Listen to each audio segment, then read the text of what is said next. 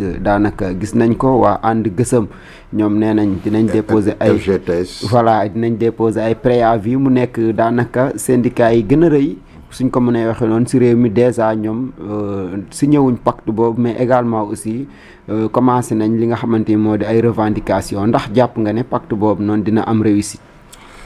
waaw xam nga li ko Olof Njaay di waxee. kuy naaw say dunq di ruus. du fi nga jëm soriwul. dégg xam nga pacte bi ñu ngi ko signé le 1er mai. oui. aujourd'hui ñu ngi c'est le 8 mai. mu nekk en espace d'une semaine. une semaine oui. dégg naa si ay syndicats yu génn. parce que n'oublions pas que ay centrales syndicales. ñoo signé ay centrales. oui quand on parle de centrale syndicale. mooy que ay une structure boo xam dafa dajale ay syndicats yu bari.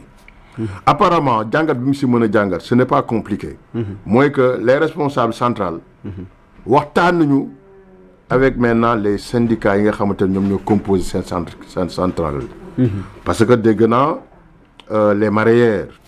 ñoom d'accorduñu par rapport ak vraiment li nga xamante ne moom la ñu signé apparemment. parce que def nañu sorti ne ñoom seen revendication ñu ngi ko téye toujours en bandoulière. oui. déggaat naa fi aussi alliance ànd gësëm. ñoom aussi ñoom seen li ñuy xeex. ñoom bàyyiwuñu ko ñu ngi koy réclamer ba léegi. oui donc ñooñu une fois de plus ànduñu ak li nga xamante ne moom mooy pacte de stabilité de stabilité sociale bi c'est ça. ñu demaat maintenant si je pense FGTS et cetera. je pense que am na à peu près moi j'ai entendu à peu près 5 à 6 syndicats yoo xamante ne def nañu sorti que ñoom vraiment ils ne sont pas en phase avec la signature des centrales syndicales c'est ça. oui. li nga xamante ne nag man moom laa siy jàngat mooy que la situation est très compliquée. oui. aujourd'hui ñëpp def nañu remarque si li nga xamante ne moom mooy travailleurs yi nga xam ne dañ leen arrêté. oui. mu bari lool. man jàpp naa ne balaa ñu doon signé te pacte boobu. waroon nañu jéem a ut une solution. par rapport à ces employés qui ont été expulsés à la limite. oui. ndax bu ñu nee 30 et quelques mille. foofu aussi c'est à vérifier wóoruma.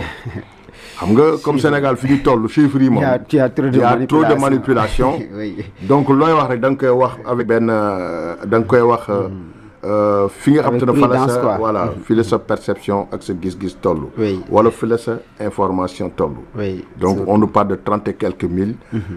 agents yoo xamante ne arrêté nañ leen si seen bërëbu liggéeyukaay. mu nekk loo xamante ne c'est un nombre excessif. oui. et li nga xamante ne aussi moom mooy combat bi nga xamante ne moom moo jar a porté. mooy que ñëpp xam nañu ne. bi Sénégal doonee Sénégal ba léegi. nous n'avons jamais vécu un 1er mai. aussi désastreux. parce que. li nga xamante ne moom mooy remarque bi. mooy que fête du 1er mai. liñ ciy xaar mooy que dimbali taxawu les travailleurs. oui. li nga xamante ne moom la nit ñi di xaar.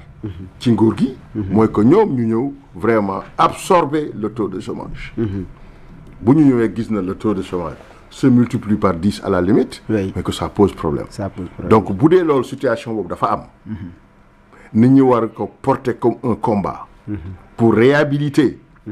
vraiment les employés qui ont été expulsés de leur lieu de travail. ñu ne dañuy signer benn pacte de stabilité. ça pose problème en tout cas c'est inquiétant. et que moi aussi. syndicat bu mënti woon bokk buñ ko signer je ne serai pas en phase avec eux. je pense que d'accord naa. soxla nañu toog waxtaan. soxla nañu dëkk bu stable parce que c'est la stabilité. moo ñuy permettre ñu mën a liggéey pour def ay résultats. mais nag la stabilité na tegu. si nit ñi nekk si jàmm. parce que ki nga xamante ne da ngay liggéey. di percevoir un salaire. ñu xëy suba jëlee la foofu noonu yokk nañ la coono yokk nañ coono sa njaboot ak say bokk. je pense que loolu nag mënul ànd ak stabilité. je suis désolé. donc la réaction ne fait que commencer. et je sais que ça va continuer. parce que ñi nga xamante ne dañoo yore seen jàngoro mun ñu tëdd ak seen jàngoro. noppi bouche bée ce n'est pas possible.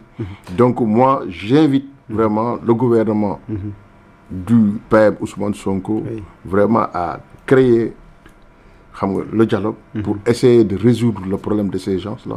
Parce que li ñu dàq même aujourd'hui bu matul 30 000 ñëpp xam nañ ne bari na yëg nañ port yëg nañ Grand Théâtre yëg nañ Lonase yëg nañ il y a tellement de gens qui ont été expulsés. Les gens nous parlent aujourd'hui de recrutement politique, mais les recrutements politiques jusqu'à présent mais mu ngi am foofu laa bëggoon ñëw sax ndaxte le jour là mooy Abass Fall bi mu jëlee kàddu daanaka dañ ko doon yuuxoo moom dane sax dafa am ñoo xamante ne ni ay bukki yu sàngoo deru béy la si biir travailleurs yooyu noonu maanaam dafa bëgg a wax que ne dañoo encagoulé wu ay nit moo leen ngemb te ñi leen ngemb xëy na si kujje gi daanaka yéen ñii nii mën naa ne yéen la koy jiiñ. est-ce que loolu aussi ay wax ya loo xamante ne nii si jamono ji nga xam ne ñu bëri ñu ngi jooyu ñàkkum xëy nga xëy dàq ay nit daanaka fii dalal nañ fi ñu bëri ñoo xamante ni wane nañ seen CDI mu di seen contrat de durée indéterminée mu nekk mbir moo xamante ni lu doy waar la ñu ñëw encore une fois di leen si yokkal que ne dafa am lu làq si ginnaaw. est-ce que loolu comportement bu ñu war a saluer la si ki nga xamante ni moo war a jox su ma ko mënee waxee noonu sénégalais bi am xëy. waaw moi je pense que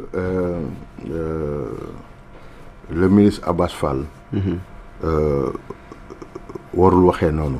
oui parce que kilifa la dafa jiite ay njaboot. te nit ki balaa nga koy juger dafay baax aussi nga taxaw ci position moom. parce que quand aujourd'hui tu as tout am nga confort yëpp autour de toi ki nga xam dafay dund difficulté c'est-à-dire que soo wàcciwul à son niveau tu peux pas comprendre réellement ce qu'il vit. oui donc man jàpp naa ne foofu du kàddu bi nga xamante ne moom moo fa waroon jógee. li nga xamante ne aussi tamit moom moo ci amaat lu am solo dëggantaan. oui mooy que effectivement li mu wax noonu. lu mën a ne la. Parce que mes camarades ou nos collègues de l'opposition, ils sont capables de faire ce genre de jeu-là. C'est possible. Oui, c'est possible. Parce que politique, là, les gens, ils sont capables de préparer des gens pour yobouler maintenant sur le public pour nous yohoko. C'est possible, ça se fait. Il y a des politiciens qui le... Mais nous, en tout cas au niveau de l'Alliance pour les urgences de la République, nous voulons faire une politique, mais autrement. ñun li ñu gëm mooy que su baaxee dinañ ko apprécier incha allah su baaxulee dinañ critiquer mais saa bu ñu critiquer dinañ proposer ay solutions.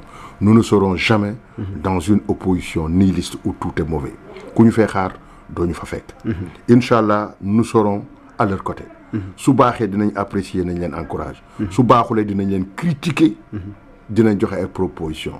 Parce que nous, ce qui nous intéresse, c'est le peuple sénégalais. Nous réclamons vraiment de ce genre, de cette opposition. Maintenant, nous, nous devons trouver solution. Nous devons trouver problème. Le problème, ça a beaucoup de problèmes dans l'AIDAP. Oui. Le pacte bi ne résoudre jamais ce problème-là. Je pense que nous avons un CDI. Oui. En tout cas, à ma connaissance, le peu de temps que j'ai vécu, je n'ai jamais vu nuit un CDI. Un CDI, à la limite, on peut négocier avec moi pour départ volontaire. Ça peut se comprendre. Mais exiger un CDI pour nous démissionner, ça c'est du jamais vu. C'est du jamais vu. Et je pense que nous nous rectifier le tir.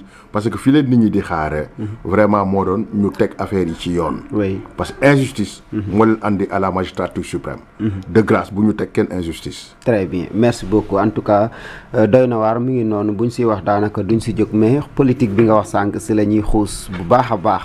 Yow en tant que président alliance pour les urgences de la République